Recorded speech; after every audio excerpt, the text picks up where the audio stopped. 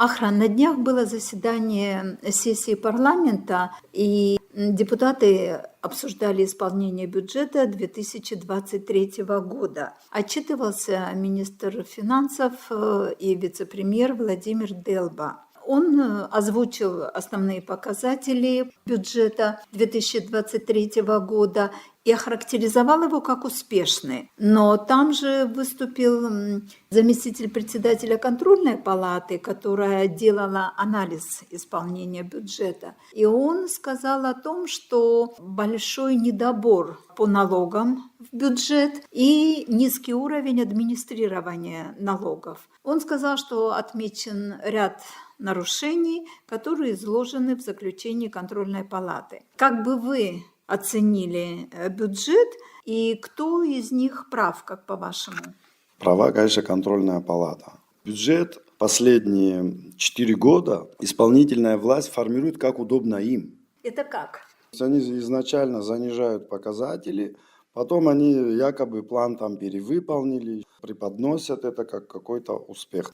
Там и ряд депутатов критиковали исполнительную власть по большому недобору в бюджет. А бюджет страны, он должен формироваться из реальных показателей. Это показатели Национального банка по денежному обороту, это показатели внутреннего производства, это показатели импорта-экспорта. Это все, скорее всего, контрольная палата учитывала, и оценка такая, что администрирование низкое. Хотя исполнительная власть и глава государства об этом часто говорит, что улучшилось администрирование. Если администрирование улучшилось, денег в стране в 3 раза больше, то и бюджет, наверное, должен быть в 3 раза больше. По косвенному анализу наш бюджет уже должен быть на 7-8 миллиардов рублей больше.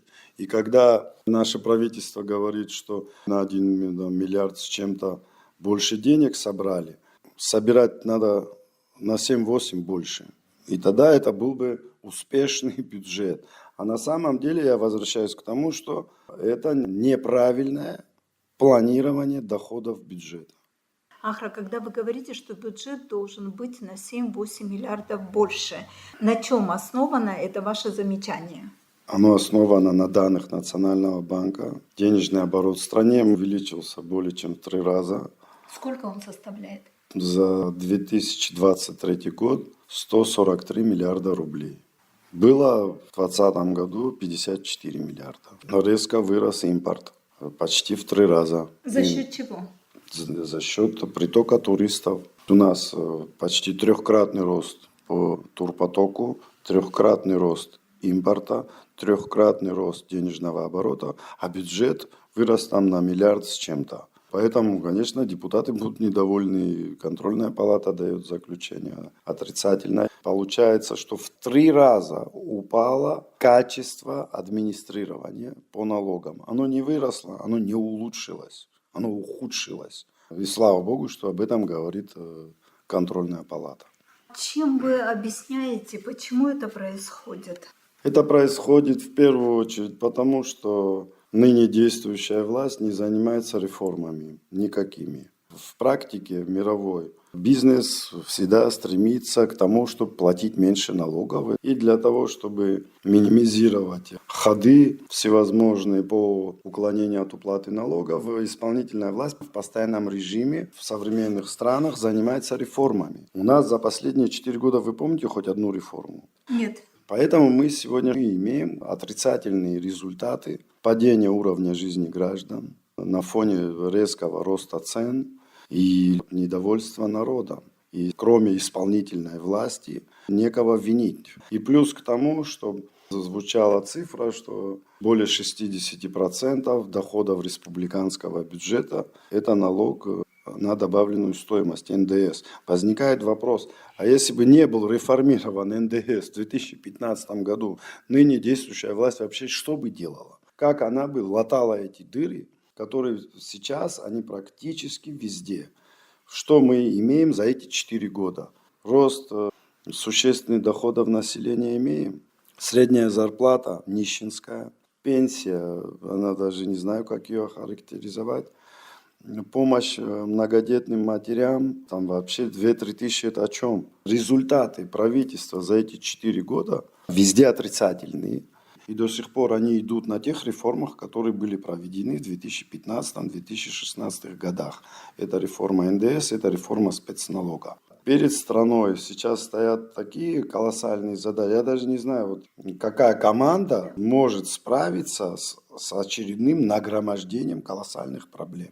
Ахра, выступая в парламенте и отчитываясь о бюджете, Владимир Делба сказал о том, что львиная доля бюджета наполняется за счет налога на добавленную стоимость. Было такое впечатление, что действующая команда, и он как представитель действующей команды, вообще не помнят ту кампанию борьбы с НДС, которую они проводили, будучи в оппозиции. Что бы вы на это сказали?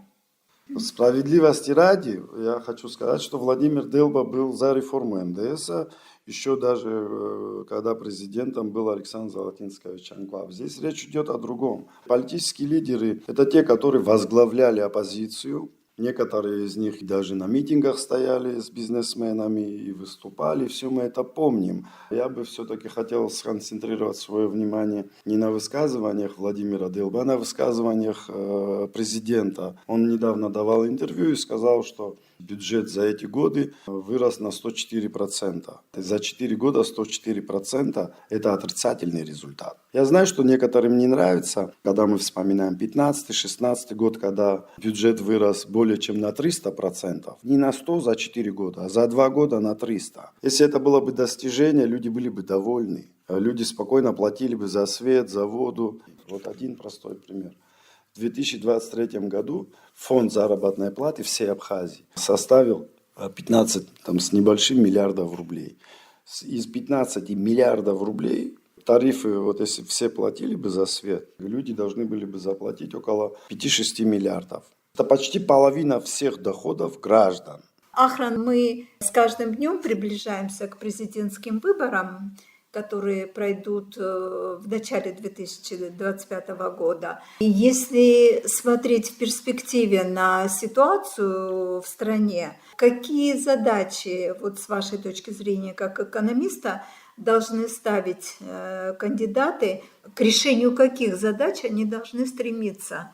Я бы, во-первых, выразил бы вам лично благодарность. Вы, по-моему, сегодня единственный журналист, который ставит вопросы и напоминает, что скоро президентские выборы. Это абсолютно правильно. Дело в том, что нельзя президентскую кампанию проходить за 2 месяца, потому что народ не успевает разобраться. Президентская кампания должна, как в других странах, начинаться минимум за полгода, для того, чтобы люди могли озвучить свои программы, показать свою команду. Задачи перед нашей страной стоят колоссальные. Вопрос номер 1 – это демография. Наша малочисленность является причиной того, что угроза по лишению нас свободы и суверенитета не снимается. В этом свете первый вопрос – это поднять доходы граждан. Средняя зарплата должна увеличиться минимум в 3 раза. Это очень тяжелая задача. Если увеличим зарплаты до 60, до 70 тысяч, как у наших соседей, хотя бы приблизимся к ним, увеличится пенсионный фонд, мы будем решать вторую задачу, это повышение пенсии до 20 хотя бы тысяч. Чтобы эти задачи решить, мы должны увеличить экономику минимум в 2,5 раза. Если у нас денежный оборот в стране сегодня условно 150 миллиардов рублей приблизительно, мы должны довести до 300 миллиардов рублей. И ключевая задача, нам надо поднимать производство. Производство, если в 2020 году было 7 с чем-то миллиардов рублей, сейчас около 7,8 миллиардов. Мы не можем переступить этот порог. Поэтому у нас такие проблемы в экономике. У нас не растет экспорт, он тоже в районе 7 миллиардов рублей. Это основной показатель бездействия исполнительной власти. Отсутствие реформ, когда у вас не растет собственное производство. Для того, чтобы это решить, те, кто претендуют на власть, должны полностью реформировать экономику, которая будет способна обеспечить рост собственного производства. Чья команда с этим справится, как она будет этот вопрос решать, И один из ключевых вопросов – это насыщение деньгами нашей экономики, это увеличение капитала Национального банка, будут ли привлечены рубли, или это будет решаться вопрос через национальную валюту, АПСАР. Вот эти все вопросы должны быть отражены в программе. Если мы не поднимем собственное производство, то говорить о том, что будет вопрос решен хотя бы даже по одному направлению, это просто будет очередной обман народа. Я приведу вот несколько цифр для понимания. Да. Для того, чтобы у нас были пенсии хотя бы в районе 15 тысяч рублей, у нас фонд заработной платы должен вырасти более чем в 6 раз. Фонд заработной платы, если у нас 15 миллиардов рублей, мы его должны доводить до 90 миллиардов. А за счет чего? За счет открытия новых предприятий. То есть количество работающих должно увеличиваться. Это реформирование подоходного налога. То есть все доходы должны быть под контролем государства. У нас сегодня цифры работающих и получающих доходы не все учтены, контроля полного нет. И об этом часто говорят депутаты парламента. А что мешает Ахра взять под контроль все доходы граждан и какие реформы для этого нужны? Нужно принять закон о валютном контроле. Он первое чтение прошел, уже 8 лет мы это обсуждаем. Второй закон – реформа подоходного налога. На сегодняшний день налог платится валом, то есть Министерство по налогам не имеет информацию, кто именно плательщик подоходного налога. Нам нужно переходить на персонифицированный учет. Для этого нужно провести реформу, и тогда Министерство по налогам будет знать, например, что если Институт экономики заплатил подоходный налог, то он будет платить за Ахру Аристава. То есть они будут видеть имя, мою фамилию, мой идентификационный номер, и они будут знать, что я являюсь плательщиком подоходного налога. То есть будет прозрачно это обеспечено. И это будет способствовать борьбе с коррупцией. То есть уже невозможно будет купить дом или купить машину, и при этом тебя нет среди плательщиков подоходного налога. То есть вот эта реформа, она очень тяжелая. Но без этой реформы мы не сможем перейти к пенсионной реформе. То есть они все взаимосвязаны. И реформа, которая переведет и бизнес тоже в категорию малый, средний, крупный, это позволит учитывать движение денег раз, движение товаров два. У нас дошло до того, что российскими картами оплачивают предоставленные услуги и проданные товары на территории Республики Абхазия, то есть на российский счет. Деньги вообще в Абхазию не заходят.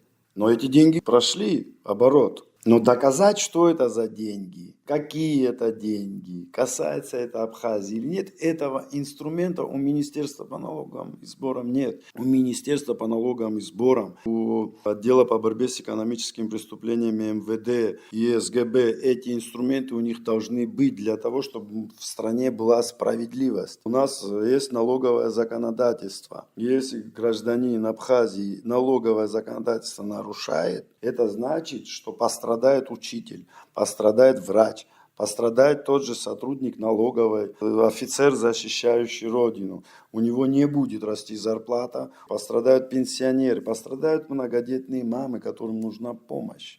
И вот эти вещи все, обеспечивающие справедливость, все эти реформы, эти 4 года никто этим не занимается, ни в каком виде. Этим должны заниматься, согласно Конституции, глава государства и правительства. Для того, чтобы эти вопросы решить, мы должны откровенно с друг другом разговаривать. Это создает условия доверия. Это же самое важное, чтобы люди друг другу верили, и в итоге потом вместе граждане страны могли эти проблемы решить и преодолеть.